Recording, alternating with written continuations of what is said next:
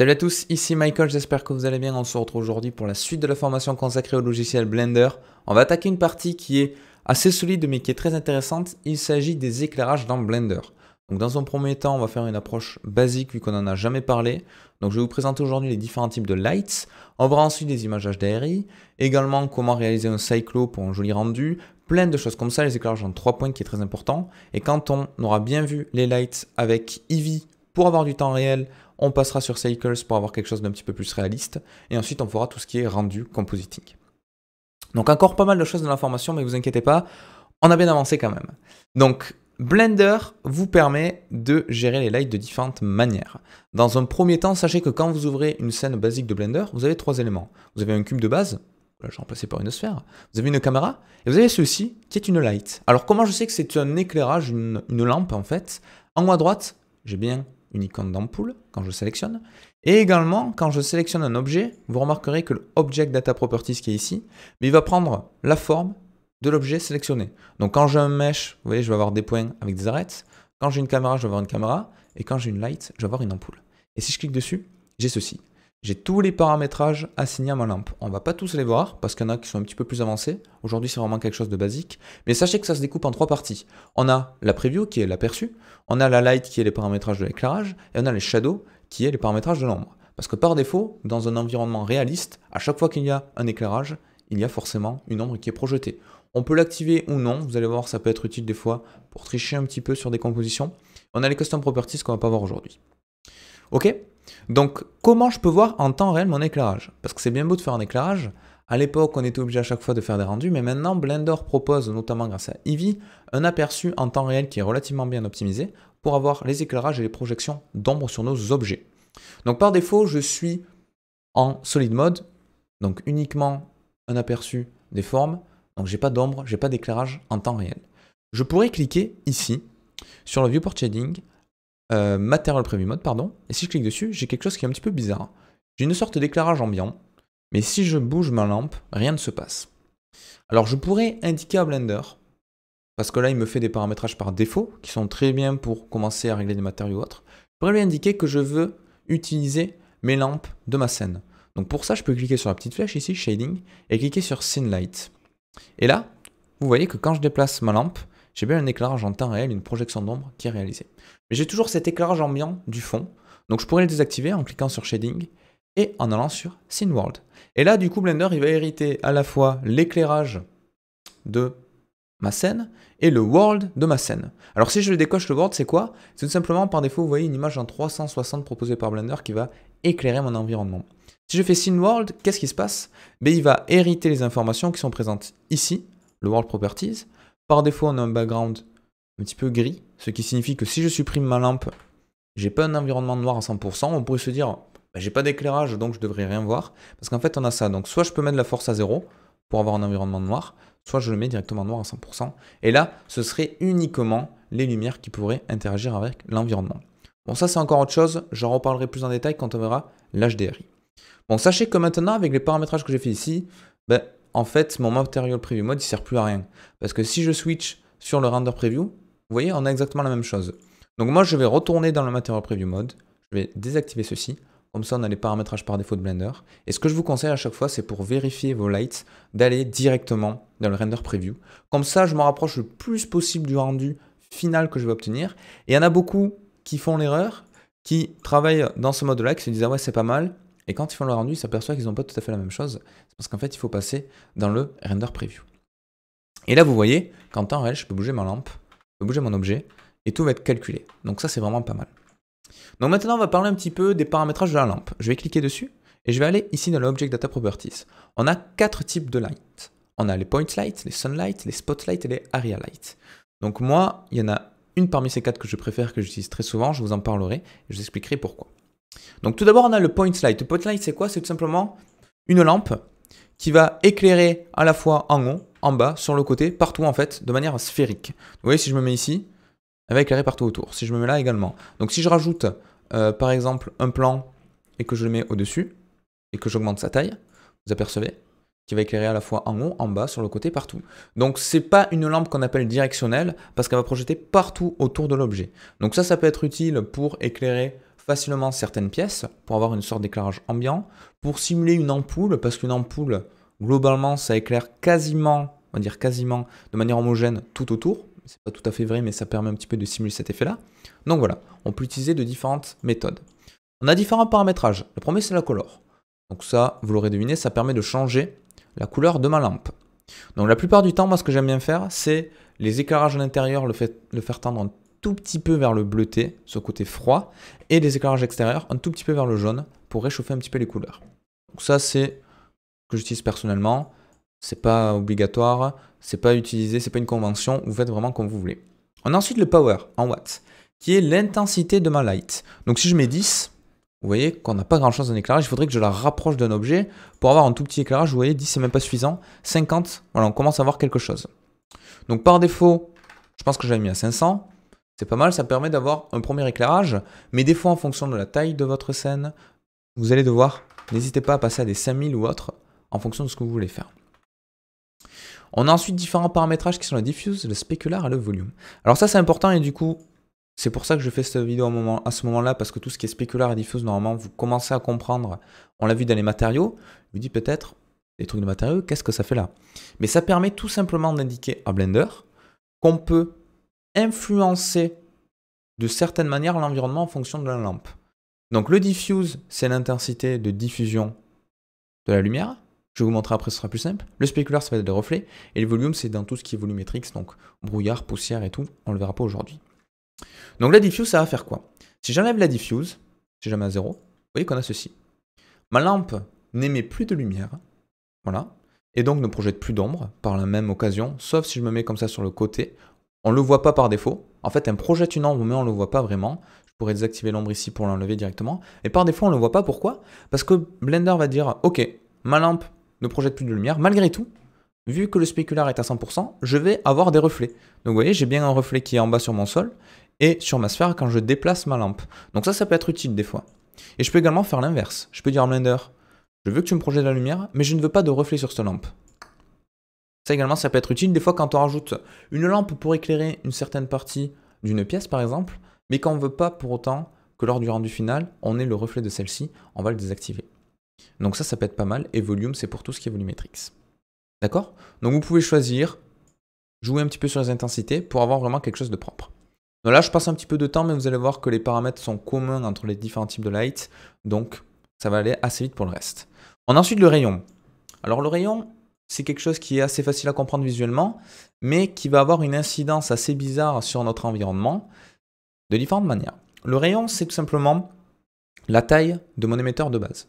Sachez que c'est une propriété tirée de choses physiques réelles, donc ça peut s'appliquer dans la vraie vie. En gros, plus une source est petite, avec la même, on considère que l'intensité est linéaire. Donc on garde la même intensité, mais on réduit la source de lumière. Les ombres vont être très brutes. Et si j'ai la même source, mais la même quantité en fait, d'intensité sur quelque chose de plus grand, mais forcément, mon intensité lumineuse est répartie sur la surface et du coup, je vais avoir des ombres beaucoup plus adoucies et un éclairage plus ambiant. Donc d'abord, avant de s'attaquer sur l'ombre, on va voir comment ça se comporte sur l'éclairage. Donc si je me mets par défaut à 0,5, il me semble que c'était, ou 0,05, bref. Vous voyez, j'ai un éclairage qui est standard, qui part d'ici et qui est projeté de manière circulaire autour.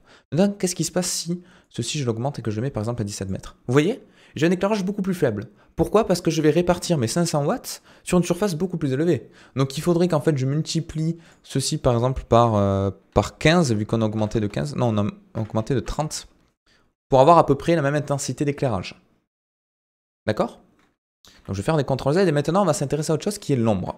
Je vous disais que plus la source lumineuse va être petite et plus les ombres vont être brutes.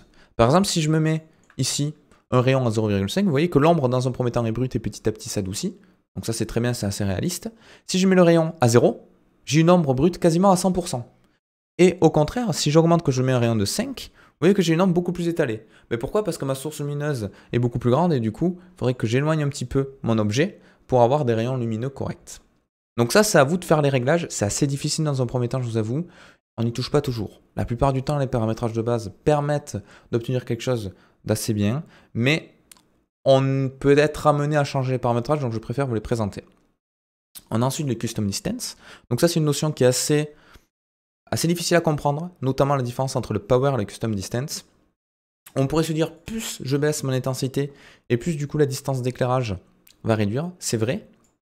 Mais on pourrait également vouloir que ma lampe elle garde du 500 watts, donc qu'elle soit assez puissante, on va dire, mais malgré tout, réduire son influence dans la distance. Donc je pourrais mettre le Custom Distance et baisser ceci, vous allez voir ce qui se passe. J'ai mon rayon, vous voyez, qui se réduit petit à petit. Je peux obtenir par exemple ceci. Donc là, ça va un petit peu se comporter comme un spot directionnel en 360. Donc ça peut être pratique. Donc c'est ça la différence entre le Power et le Custom Distance. Custom Distance, je garde cette intensité qui est linéaire, mais je vais brider la distance. Et l'autre, ça va directement, le Power, limiter l'intensité de ma light.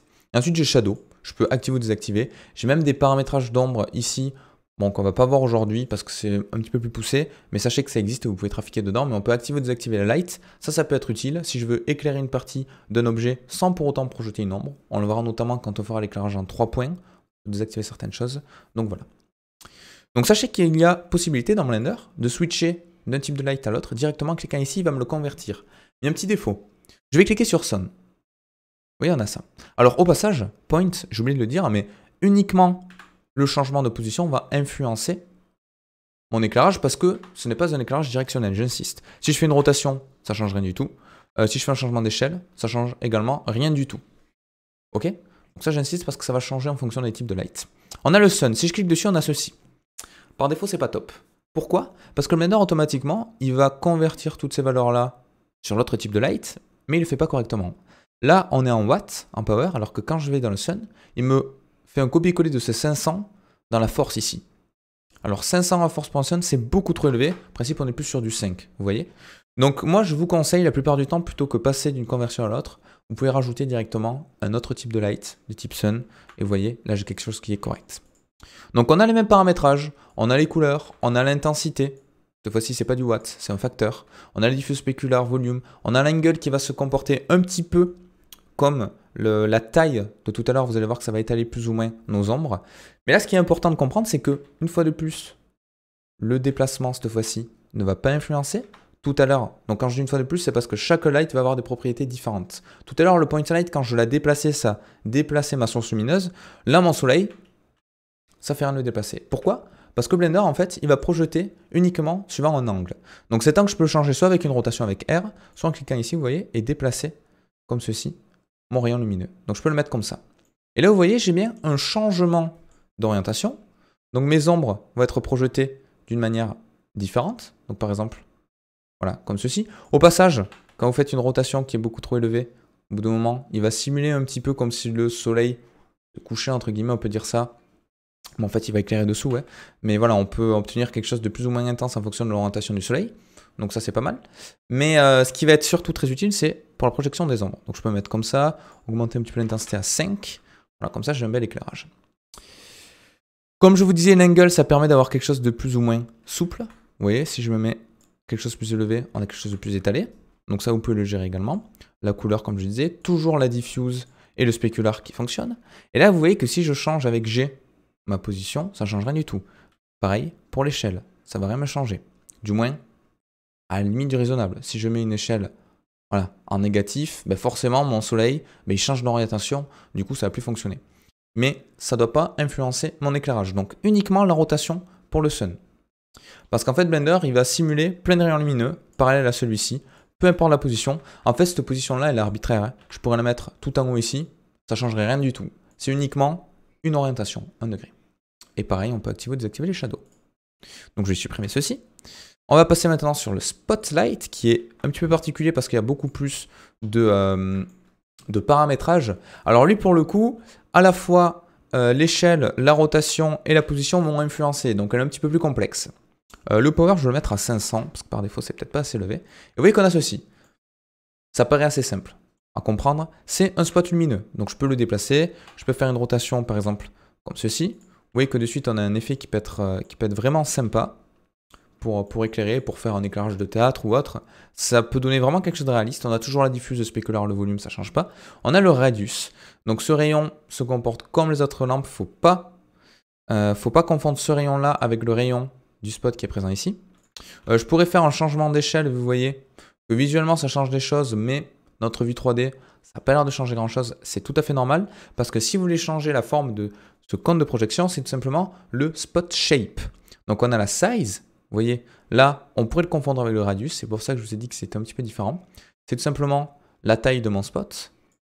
On a le blend qui est l'étalement de cette ombre-là. Vous voyez que mon spot est constitué de différentes choses. On a d'ailleurs une profondeur dans un premier temps. On a un premier rayon extérieur et un rayon intérieur. La différence de ces deux rayons-là, ça va être l'étalement qui est présent ici. Donc en gros, en combien de distance il doit passer de 500 watts à 0 qui est à l'extérieur. Donc si je mets ici un blend à 0, vous voyez que j'ai quelque chose de très brut. Je n'ai pas d'adoucissement. Si au contraire je l'augmente, vous voyez petit à petit ça s'adoucit. Je peux même mettre quelque chose comme ça. Et je peux me faire un show cone si je veux voir physiquement comment c'est présent. Ça ne sera pas présent dans le rendu. Ok, c'est display transparent cone in 3D view to visualize which objects are contained in it. Voilà, c'est vraiment pour voir une comment on appelle ça, un aperçu, voilà, du cône de projection.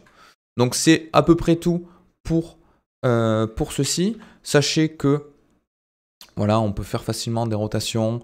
On pourrait même faire avec une sorte de rig, quelque chose qui permet d'avoir toujours la même orientation de mon objet. Donc ça, on le verra plus tard avec les contraintes, je pense. Mais voilà, sachez que là, pour le coup, cette lampe-là, elle est un petit peu particulière parce que la rotation va influencer ma lumière. Le changement de position va influencer ma lumière. Et le changement d'échelle, en fait, plutôt du spot shape, va également influencer ma lumière. Donc l'échelle en S, ça ne va jamais influencer, ça va juste faire des changements de rotation, vous voyez, comme ceci. Et enfin, on arrive sur ma lampe préférée qui est l'Aria Light. Donc hop là, je me mets ici Aria et je monte comme ça. Qui est un petit peu particulière. Pour différentes raisons, parce qu'elle possède plus de paramétrage. Plus de paramétrage, donc d'abord Power, je vais mettre 500, comme on l'a vu tout à l'heure. Je vais un petit peu l'augmenter comme ceci, le mettre là, faire une rotation, un Y pour avoir à peu près la même chose. Et là, vous voyez, on se rapproche un petit peu des éclairages qu'on a chez les photographes, par exemple, où on a un plan lumineux qui va projeter devant lui. Donc ça, c'est important également de comprendre que c'est une sorte de light directionnel, parce que si je le mets proche du sol, vous voyez que ça ne va pas projeter derrière. Ça va projeter tout le temps devant. Donc ça, c'est intéressant. On peut changer la couleur, l'intensité, diffuse, specular, volume, comme d'habitude. Nouveauté, on peut changer la shape de mon objet. Je peux passer par exemple en rectangle, je peux passer en disque, je peux passer en ellipse. J'ai plein de formes qui sont proposées. Donc ça va changer quoi? Mais ça va changer notamment, ici vous voyez. Voilà, j'ai mon ellipse, je pourrais changer la taille en X et Y. Et du coup, j'aurai une forme un petit peu différente dans la projection de ma lumière. Donc là, on ne s'en aperçoit pas trop, mais sachez qu'il y a une influence. Vous voyez, notamment si je fais ça, il va y avoir une influence sur l'intensité de celle-ci. Je pourrais passer en disque. Donc là, un disque, c'est quoi? C'est tout simplement un cercle. Voilà. Je pourrais passer en rectangle. Donc ça peut être intéressant parce que je peux changer la taille comme ceci. Sachez que là, ce qui est également intéressant, c'est que je peux changer la taille avec S. Donc je ne suis pas obligé de passer par la valeur présente ici. Donc c'est ici la dimension. Et moi là, je vais changer l'échelle. Donc on retombe un petit peu sur ce qu'on fait dans l'Object Mode. Mais voilà, sachez que c'est possible. Donc je peux changer directement ici. On peut ne pas s'embêter. Et vous voyez que ça va influencer d'une manière assez différente mon éclairage. Donc ça peut être pas mal, vous voyez, pour simuler une ouverture ici. Si c'est pas présent du rendu, on le voit comme ceci, on peut s'imaginer que là, il y a une ouverture avec une projection de lumière. Donc moi, j'adore ce type de light, c'est celle que j'utilise la plupart du temps. Donc pareil, là, plus ma light va être petite et plus mon ombre va être brute, plus elle va être grande et plus mon ombre va être étalée. Vous voyez? Et si j'augmente beaucoup, on a une ombre très étalée avec une faible intensité. Donc c'est toujours le même paramétrage, les mêmes propriétés physiques, donc ça, c'est vraiment bien.